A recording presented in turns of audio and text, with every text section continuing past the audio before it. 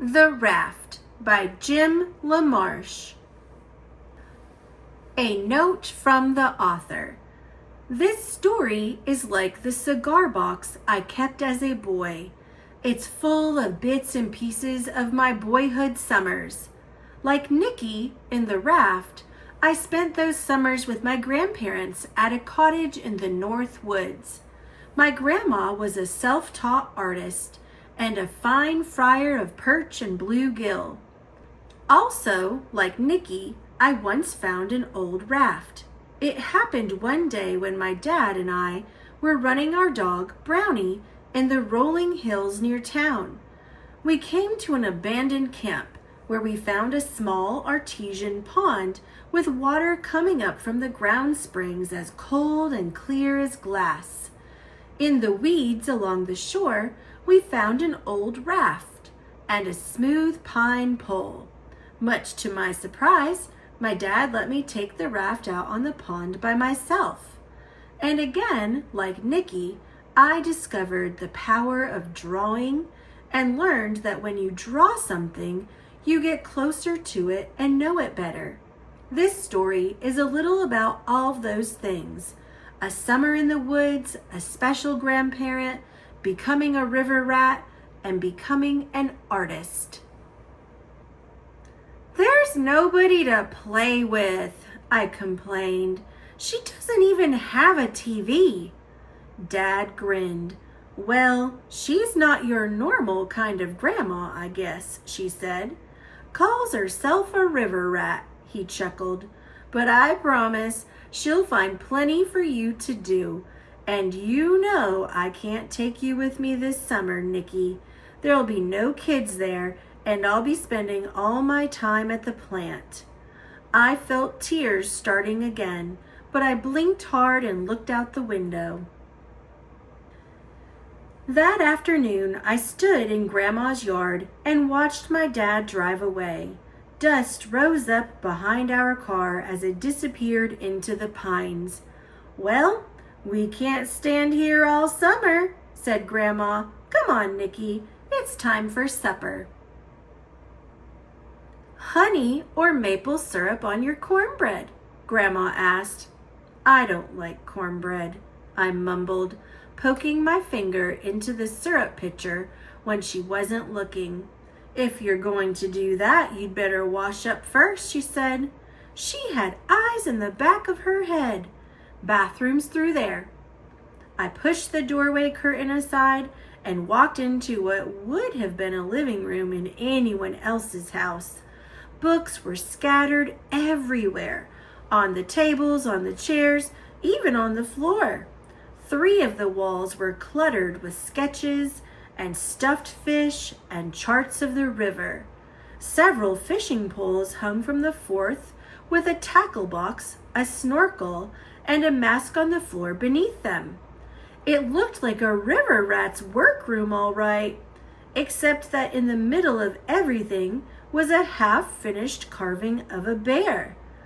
Been carving that old fellow for years, Grandma called from the kitchen. The real one hangs out at the dump. Now come get your supper before I feed it to him. Dad was right. Grandma found plenty for me to do.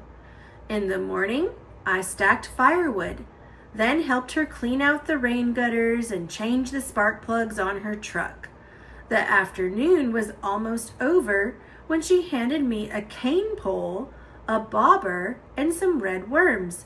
Fish fried tonight, she said, showing me how to bait the hook. That river's full of fat bluegills. Drop your line near the lily pads and you'll find 'em. Down at the dock, I looked things over. The lily pads were too close to shore. There couldn't be fish there. I walked to the end of the dock and threw my line out as far as I could. Then I sat down to wait, and wait, and wait. My bobber never moved. There's no fish in this stupid river, I said out loud, disgusted. We had hamburgers for supper. Give it another try, said Grandma the next evening. I'll bet you catch something." "Don't count on it," I thought, as I headed back to the dock. I threw my line in the water. Then I stretched out on the dock to wait. I must have fallen asleep because I was awakened by loud chirping and chattering. I sat up and looked around. A flock of birds was moving toward me along the river, hovering over something floating on the water. It drifted downstream, closer and closer, until finally it bumped up against the dock. Though it was covered with leaves and branches, now I could tell that it was a raft. What was it doing floating down the river all by itself, I wondered. I reached down and pushed some leaves aside. Beneath them was a drawing of a rabbit. It looked like those ancient cave paintings I'd seen in books, just outlines, but wild and fast and free. I cleaned away more leaves, and it was like finding presents under the Christmas tree. A bear, a fox, a raccoon, all with the wild look of the rabbit. Who had drawn them, I wondered? Where had the raft come from? I ran up to the cottage. Grandma was on the porch reading. "Do you have some rope I can use?" I asked. "In the shed, hun," she said. "Help yourself." She didn't ask me what I needed it for, and I decided not to tell her yet. I pushed the raft into the reeds along the river's edge, then tied it to the dock so it wouldn't drift away. All the while, birds flew over my head, every now and then swooping down to the raft as if it were a friend. A crane waded through the reeds to it. A turtle swam up from the bottom of the river. The moon had risen yellow over the river by the time I went up to the cottage to go to bed. I was already down at the dock the next morning when Grandma appeared with a life jacket and a long pole. She didn't seem surprised by the raft at all, or by the animal pictures all over it.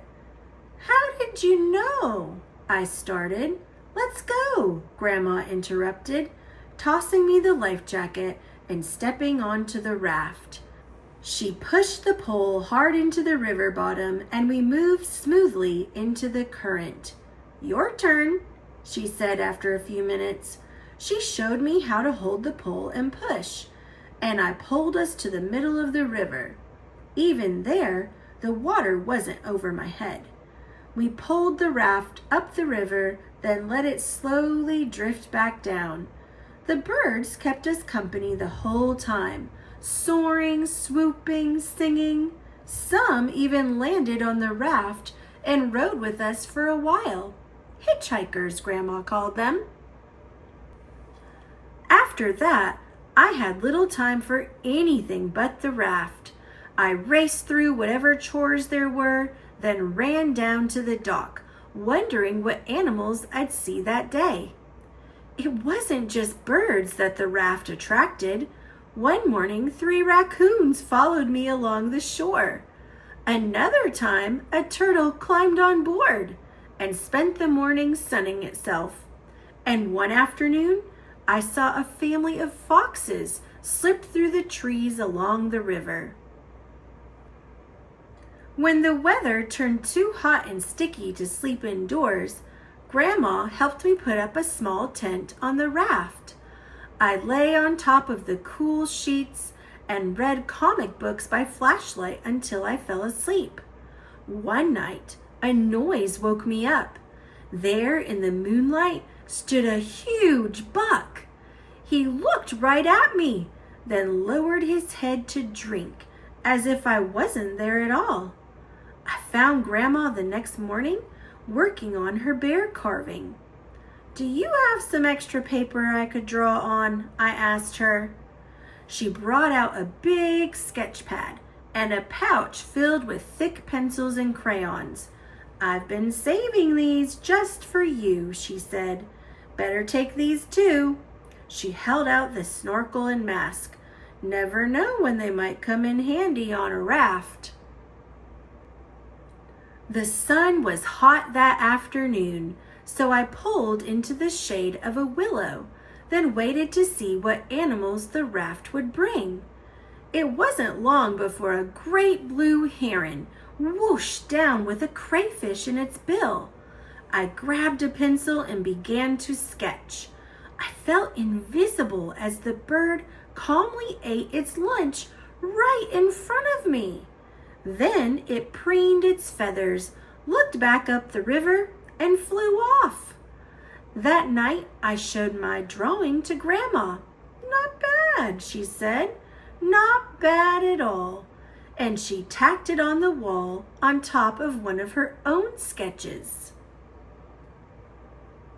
One day, I pulled upriver farther than I'd ever been. Near a clump of tall cattails, I startled an otter family. They dove underwater, but as with the other animals, the raft seemed to calm them down. Soon they were playing all around me. Grandma had been right about the mask and snorkel coming in handy. I slipped them on, then hung my head over the raft and watched the otters play, chasing fish, chasing each other, sometimes just chasing their own tails. I kept very still, but they didn't seem to mind me watching.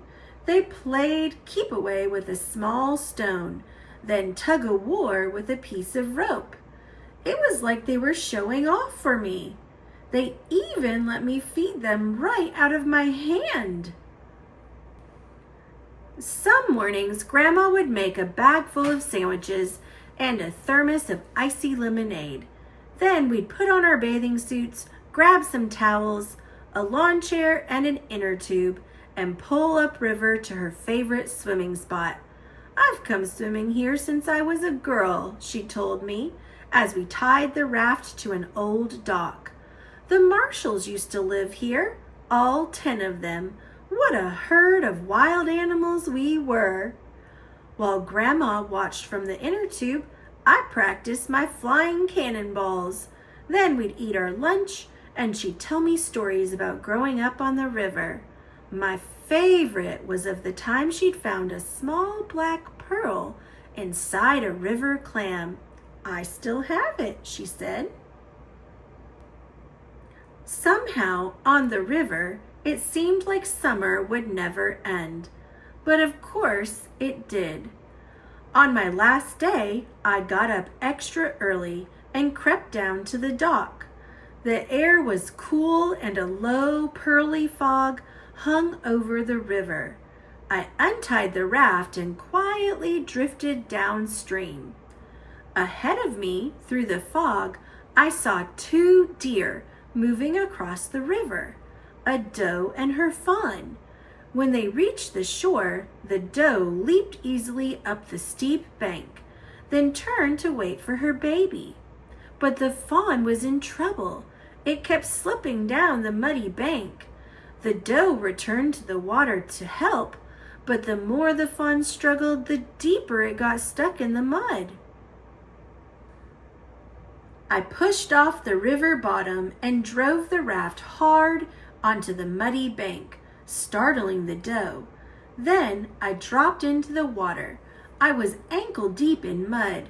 "You're okay," I whispered to the fawn, praying that the raft would calm it. "I won't hurt you." Gradually, the fawn stopped struggling as if it understood that I was there to help. I put my arms around it and pulled. It barely moved. I pulled again, then again. Slowly, the fawn eased out of the mud, and finally it was free. Carefully, I carried the fawn up the bank to its mother. Then, quietly, I returned to the raft. From there, I watched the doe nuzzle and clean her baby, and I knew what I had to do. I pulled the stub of a crayon from my pocket and drew the fawn in all its wildness onto the old gray boards of the raft. When I had finished, I knew it was just right. After supper, I showed Grandma my drawing of the fawn and told her my story. "It's perfect," she said, "but we need to do one more thing." She hurried up to the cottage. When she came back, she had tubes of oil paint and 2 brushes. Grandma helped me trace my drawing with the oil paint, which soaked deep into the wood. "That'll keep it," she said. "Now you'll always be part of the river." "Just like you, Grandma," I told her. "A river rat." Grandma laughed. "Just like me," she agreed.